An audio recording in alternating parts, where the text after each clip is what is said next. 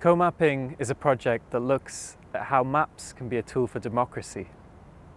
Whilst maps have a history tangled with the history of colonialism, communities have been mapping themselves for a long time.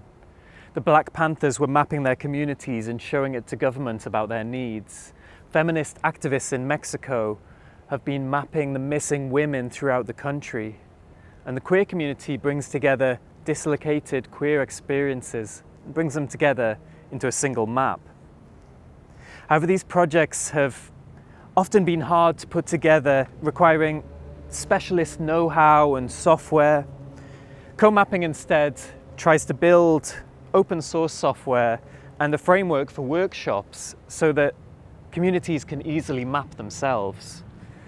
So for example, right now we're in the Poblenou neighborhood of Barcelona, and whereas a government map might look at it from above and flatten it into 2D, a co-mapping map might look at these skateboarders down here skating in the sunset, or include something of the laughs coming out of these buildings, or the person walking across this road.